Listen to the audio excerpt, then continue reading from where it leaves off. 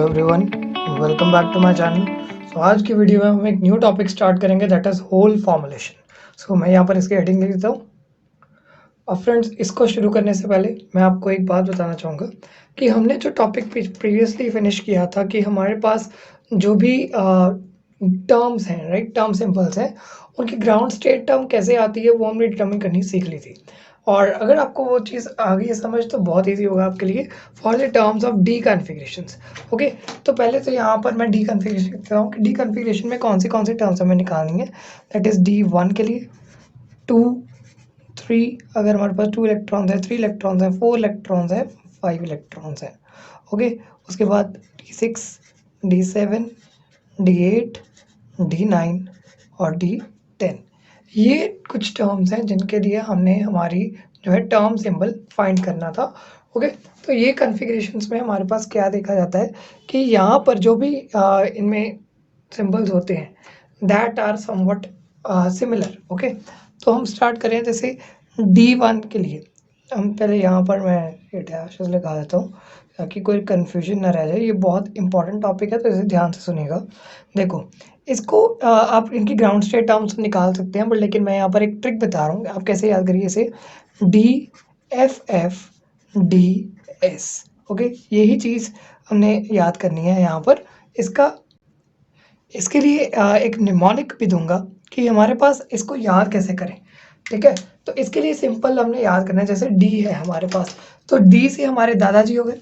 दादाजी flowers florist को देकर सो गए। ओके, सो यहाँ पर हमने ऐसे याद किया है, डी मतलब दादाजी, फ्लावर्स मतलब एफ, और फ्लोरिस्ट मतलब फिर से एफ, को देकर, देकर मतलब फिर से डी, और सो गए मतलब एस। ओके, तो यहाँ पर दादाजी फ्लावर्स फ्लोरिस्ट को देकर सो गए। इससे हम याद कर सकते हैं कि हमने इस तरीके से हमारी कॉन्फ़िगरेशन लिखनी है। सेम यहाँ पर भी दादाजी फ्लावर्स फ्लोरिस्ट को देकर सो गए। ओके, इस तरीके से हम इसे याद कर सकते हैं कि हमारे पास कौन से जो है कॉन्फ़िगरेशन के लिए कौन सी टर्म रहेगी। ओके, अब यहाँ पर एक और सिंपल निमोनिक है। अब काउंटिंग करनी है हमने, 1 की जगह पर 2 3 4 5 6, इस तरीके से काउंटिंग कर सकते हैं, तो ये भी हमें इजीली याद हो जाएगा। और यहाँ पर ये वाला लाइन में हम कैसे याद करेंगे, 1 2 3 4 5।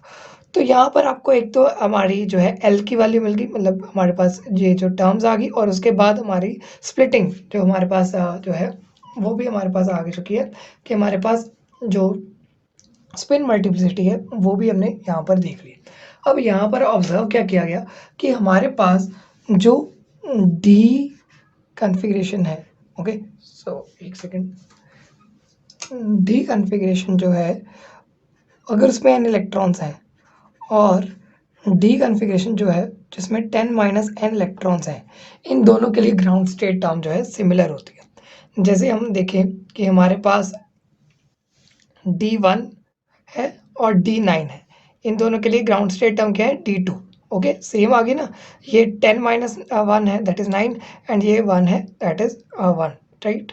उसी तरीके से तो हमारे पास D1 जो है उसकी ग्राउंड स्टेट टर्म D9 के बराबर होगी, D2 के किसके बराबर होगी, D8 के बराबर होगी, D3 की किसके बराबर होगी, D7 के बराबर होगी, और D4 की किसके बराबर होगी, D6 के बराबर होगी। तो इस तरीके से हमारे पास ग्राउंड स्टेट टर्म जो है इक्वेट हो जाती है। तो यहाँ पर मैं लिख देता हूँ D2, इधर आ जाएगा हमारे पास F3 F4 एंड ये D5।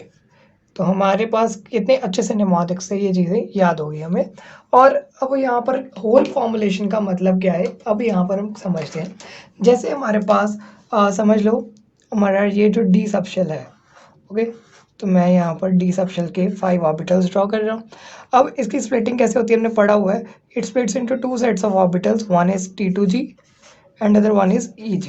ओके, तो यहाँ पर देखो अगर हमारे पास एक सिंगल इलेक्ट्रॉन हो इसमें, ओके, तो सिंगल इलेक्ट्रॉन पहले यहाँ था, फिर यहाँ से उठकर वो, समझ लो ये एक डॉटेड सा बना दिया, यहाँ से उठकर वो यहाँ पर चला जाता है जब उसने कंपाउंड ने एक रिएक्शन करनी है ना। सिंपल यही होता है कि जो है नीचे से उठकर यहाँ चला जाएगा, तो इसके लिए मतलब हमारी चीज़ जो है वो सेम हो जाएगी।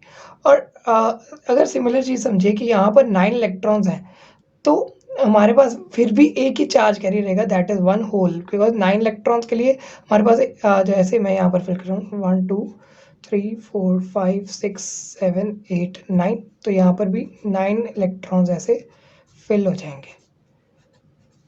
ओके, तो यहाँ पर एक ही चार्ज कैरी रह गया, समझ लो यहाँ से भी ऊपर एक चला गया इलेक्ट्रॉन, तो हमारे पास क्या हुआ, होल तो नीचे आ गया ना, मतलब एक ही होल जो है मूव कर रहा है, मतलब सिंपल है, हमारे पास जो चार्ज कैरियर है उसकी जो है दोनों की टर्म सेम आएगी।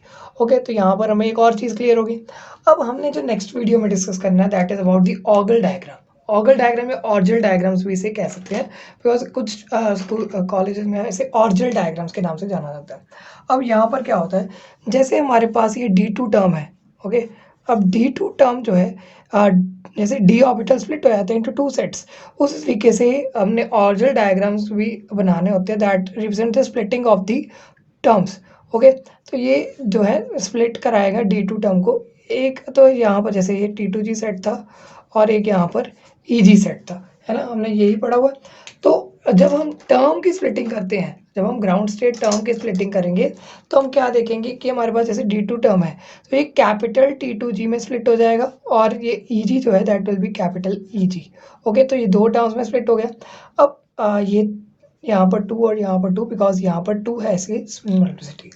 दिस वन इज एप्लीकेबल, ये जो स्प्लिटिंग है ये एप्लीकेबल रहेगी फॉर द D1 कन्फिग्रेशन।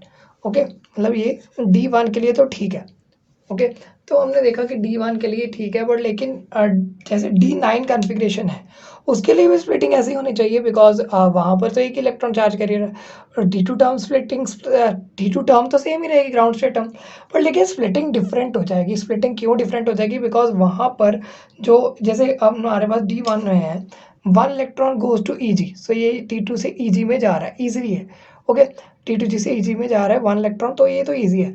पर लेकिन D9 के केस में क्या होता है, वन होल, जैसे ये वन होल है, अगर मैं इलेक्ट्रॉन यहाँ पर ले जाऊँ तो यहाँ पर एक होल क्रिएट हो जाएगा, तो one hole transfer this location from EG to T2 set.